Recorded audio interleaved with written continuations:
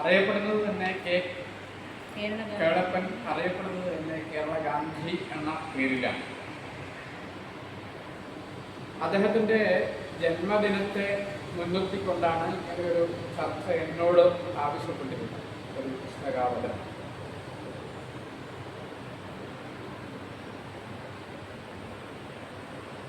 സ്വാതന്ത്ര്യ സമര സേനാനികൾ എന്ന് പറയുന്ന ആ ഒരു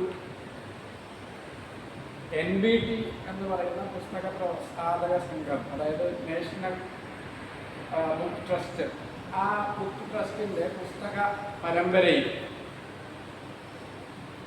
ഒരു പുസ്തകം എന്ന നിലയിൽ ആണ് ഈ പുസ്തകം ഇവിടെ അവതരിപ്പിക്കുന്നത്.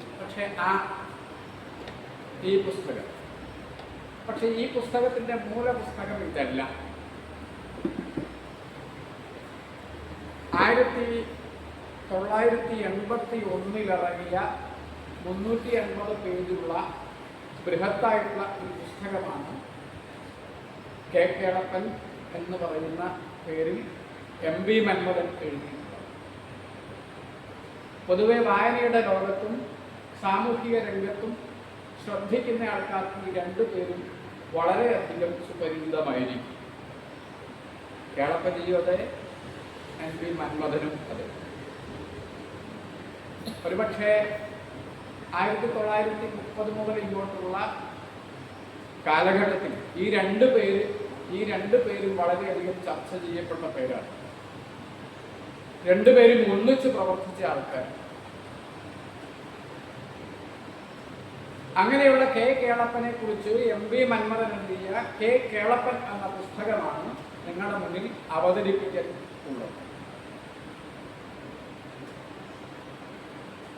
ജീവചരിത്രം എന്ന് പറയുന്നത് എഴുതുക, അവതരിപ്പിക്കുക, ഇത് രണ്ടും പ്രയാസമുള്ള കാര്യമാണ്. പ്രത്യേകിച്ച് ജീവചരിത്രം സാമൂഹിക സാംസ്കാരിക മേഖലയിൽ നിറഞ്ഞു നിന്ന ഒരു വ്യക്തിയുടേതാവണമെങ്കിൽ അത് ഏറ്റവും അത് വളരെ കഠിനമാണ്. ഒരു ശാസ്ത്രജ്ഞന്റെ ജീവചരിത്രം എഴുതാൻ എളുപ്പമായിരിക്കും. കാരണം അയാൾ ആ മേഖലയിൽ മാത്രം നിൽക്കുന്നയാളാണ്. അല്ലെങ്കിൽ ഒരു ചിത്രകാരൻ്റെ എഴുതാൻ എളുപ്പമായിരിക്കും. കാരണം അതും ആ മേഖലയിൽ മാത്രം നിൽക്കുന്നയാളാണ്. പക്ഷേ ഒരു സാമൂഹ്യ നവോത്ഥാന നായകന്റെ ജീവചരിത്രം എഴുതുക എന്ന് പറഞ്ഞാൽ അയാൾ തൊടാത്ത മേഖലയുണ്ടാവില്ല. പ്രാസംഗികനാണോ പ്രാസംഗികനാണ്, സാമൂഹ്യ പ്രവർത്തകനാണോ സാമൂഹ്യ പ്രവർത്തകനാണ്, വിദ്യാഭ്യാസ വിദഗ്ധനാണോ വിദ്യാഭ്യാസ വിദഗ്ധനാണ്, മറ്റേതെങ്കിലും മേഖല എടുത്തു പറയുന്നോ ആ മേഖലയിലും അദ്ദേഹം ഉണ്ടാവും. അങ്ങനെയുള്ള ഒരാളുടെ ജീവചരിത്രം എഴുതുക എന്നത് വളരെയധികം പ്രയാസമുള്ളൊരു കാര്യമാണ്. അതുകൊണ്ട് തന്നെ കേളപ്പജിയുടെ ജീവചരിത്രവും ഇത്തരത്തിൽ കഠിനമായ ഒരു കാര്യമാണ് എന്ന് പറയാതെ വയ്യ. കേളപ്പജിയുടെ പുസ്തകത്തിൻ്റെ അവതാരികയിൽ എഴുതിയിരിക്കുന്ന ഒരു കാര്യം അത് കൃത്യമായിട്ട് ബോധ്യപ്പെടുന്നു. അതായത് പുസ്തകത്തിൻ്റെ പ്രസാധക കുറിപ്പിൽ P. ഗോപിനാഥൻ നായർ എന്ന സ്വാതന്ത്ര്യ സമര സേനാനി അദ്ദേഹം എഴുതിയിരിക്കുന്നത്, ശ്രീ NP മന്മഥൻ രചിച്ചിരിക്കുന്ന ഈ ഗ്രന്ഥത്തിൽ സാമൂഹിക നീതിക്ക് വേണ്ടി ജീവിക്കുകയും വെമ്പൽ കൊള്ളുകയും അതിനുവേണ്ടി ആത്മവീര്യത്തോടുകൂടി പ്രവർത്തിക്കുകയും ചെയ്ത സത്യാഗ്രഹ യോദ്ധാവായ കേളപ്പനെയാണ് മുൻതൂക്കം കൊടുത്ത് എഴുതിയിട്ടുള്ളത്. സമഗ്രമായി എല്ലാം കണക്കിലെടുത്ത് എഴുതിയാൽ കേളപ്പജിയുടെ ചരിത്രം 1-2 പുസ്തകങ്ങളിൽ പറ്റാതെ വരും എന്നാണ് തോന്നുന്നത്.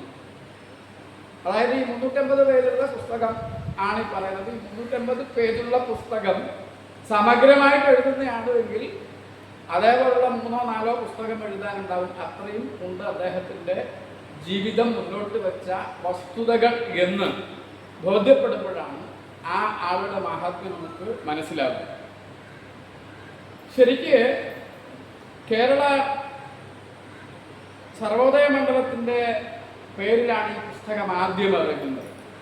കേരള സർവോദയ മണ്ഡലം എന്ന് പറയുന്ന ഗാന്ധിയന്മാരുടെ പ്രസ്ഥാനത്തിൻ്റെ പേരിലാണ് ഈ പുസ്തകം പുസ്തകം ആദ്യമായിട്ട് 1984 ഇറങ്ങിയിട്ടുള്ളത്.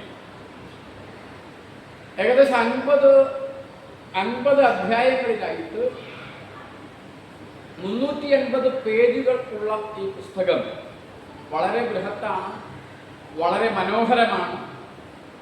ആ പുസ്തകം വായിച്ചു പോകുന്ന സമയത്ത് ഒരു കാര്യം കൂടി വ്യക്തമാകും. ഇത് വെറും ഒരു വ്യക്തിയുടെ ജീവചരിത്രത്തിൽ എന്നതിനപ്പുറം കേരളത്തിൻ്റെ ഒരു കാലത്തെ ചരിത്രത്തെയാണ് ബോധ്യപ്പെടുത്തുന്നത്. ഈ കേരളം എങ്ങനെയാണ് ഇങ്ങനെയുള്ള കേരളമായത് എന്നത് കൃത്യമായി ബോധ്യപ്പെടുത്തുന്ന ഒരു പുസ്തകമാണ് ഈ പുസ്തകമെന്ന് നമുക്ക് പുസ്തകത്തിൽ കൂടി കടന്നു പോകുമ്പോൾ മനസ്സിലാക്കും. ഒരു വ്യക്തിയുടെ ജീവചരിത്രത്തിനപ്പുറത്തേക്ക് ഒരു നാടിൻ്റെ ചരിത്ര പുസ്തകം എന്ന തരത്തിൽ നമുക്ക് ഈ പുസ്തകത്തെ നോക്കിക്കാണാൻ വേണ്ടിയിട്ട് പറ്റും. അങ്ങനെയുള്ള ഈ പുസ്തകത്തിൻ്റെ ചെറിയ പതിപ്പാണ്. അതായത് 2022 സ്വാതന്ത്ര്യത്തിൻ്റെ അമൃത വർഷത്തോടനുബന്ധിച്ച് സ്വാതന്ത്ര്യ സമര സേനാനികളെ പരിചയപ്പെടുത്താൻ വേണ്ടി NBT തീരുമാനിക്കുന്നു. ആ NBT തീരുമാനിച്ചതിൻ്റെ ഭാഗമായിട്ട് ഓരോ പ്രമുഖരുടെ ആത്മകഥകൾ, ജീവചരിത്രം ഇതൊക്കെ കണ്ടെത്തിയിട്ട് അവർക്ക് പറ്റുന്ന തരത്തിൽ അത് ക്രോഡീകരിച്ചുകൊണ്ട് ഒരു പുസ്തകമാക്കുന്നു. അതാണ് ഈ പുസ്തകം എന്ന് പറയുന്നത്. പക്ഷേ ഈ പുസ്തകം നമുക്കെല്ലാവർക്കും വായിക്കാം. പക്ഷേ ഈ പുസ്തകത്തോടെ നിർത്തരുത്. ഈ പുസ്തകത്തിൻ്റെ ബേസായിട്ടുള്ള പുസ്തകം ഇതാണ്. ഈ ബേസ് പുസ്തകം വായിച്ചാൽ മാത്രമേ യഥാർത്ഥത്തിൽ അതിൻ്റെ സത്തയും മനോഹാരിതയും ഒക്കെ കൃത്യമായിട്ട് മനസ്സിലാവും. പക്ഷെ ഇത് ഇപ്പോൾ ഔട്ട് ഓഫ് പ്രിൻ്റാണ്. അതുകൊണ്ട് ഔട്ട് ഓഫ് പ്രിൻ്റ് ആയതുകൊണ്ട് ഞാൻ ഈ പുസ്തകം എന്ന തരത്തിൽ ഞാൻ നിങ്ങളുടെ മുന്നിൽ വെക്കുന്നു എന്ന് മാത്രമേ ഉള്ളൂ. അതുകൊണ്ട് അങ്ങനെയുള്ള ഈ പുസ്തകത്തെ അവതരിപ്പിക്കുമ്പോൾ പുസ്തകത്തിലുള്ള എല്ലാ കാര്യങ്ങളും പുസ്തകാവതരണത്തിൽ പൊതുവായിട്ട് പറയാൻ പറ്റില്ല. കാരണം 380 പേജുള്ള പുസ്തകത്തിലുള്ള എല്ലാ കാര്യവും പറയാന്ന് വെച്ചാൽ ഒരു ദിവസം എടുത്താൽ നടക്കില്ല. മൂന്നായിട്ട് ഈ പുസ്തകത്തിനെ പൊതുവായി മൂന്നായിട്ട് നമുക്ക് തരംതിരിക്കാം. ആ 3 എന്ന് പറയുമ്പോൾ അതിലൊന്നാമത്തെ ഭാഗം കേളപ്പൻ എന്ന ഒരു വ്യക്തിത്വത്തിൻ്റെ വരവ്, അതായത് കേളപ്പൻ എന്ന സാമൂഹ്യ വ്യക്തിത്വത്തിൻ്റെ വരവ് എന്നുള്ളതാണ്.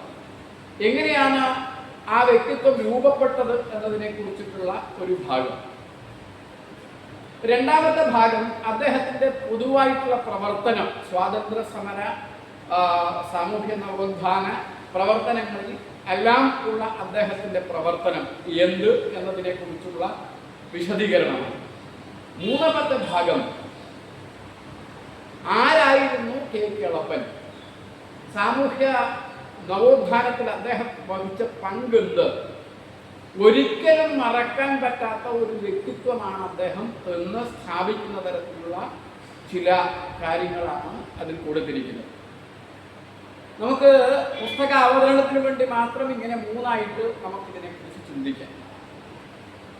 1889 ഓഗസ്റ്റ് മാസം 24-ാം തീയതി കൊയിലാണ്ടിക്കടുത്ത് ആണ് അദ്ദേഹം ജനിക്കുന്നത്. അപ്പോൾ അതിനു മുന്നേ ഈ പുസ്തകത്തിൻ്റെ ആരംഭം അത് തന്നെ വളരെ മനോഹരമായ ഒരു ആരംഭമാണ്. അദ്ദേഹത്തിൻ്റെ ജന്മം തൊട്ടല്ല ആരംഭിക്കുന്നത് ഈ പുസ്തകം. ആ പുസ്തകത്തിൻ്റെ ആരംഭം എന്ന് പറയുന്നത് ഒരു യുദ്ധക്കളത്തിൽ നിൽക്കുന്ന യോദ്ധാവിനെ പോലെ അദ്ദേഹത്തെ അവതരിപ്പിച്ചുകൊണ്ടാണ്. 1921 ആ സമയത്ത് അദ്ദേഹത്തിന് ഏകദേശം 31 വയസ്സുണ്ടാവും. മലബാറിൽ മാപ്പിള ലഹള അങ്ങനെ കൊടുമ്പിരിക്കൊണ്ടിരിക്കുന്ന സമയം. അങ്ങനെ തിരൂരിൽ നിന്ന് കുറച്ചാൾക്കാർ, താനൂരിൽ നിന്ന് കുറച്ചാൾക്കാർ പൊന്നാനിയിലേക്ക് ലഹളയുമായിട്ട് വരികയാണ്. ലഹളക്കാരെ വിശദീകരിക്കുന്നുണ്ട് പുസ്തകത്തിൽ, വളരെ മനോഹരമാണ്.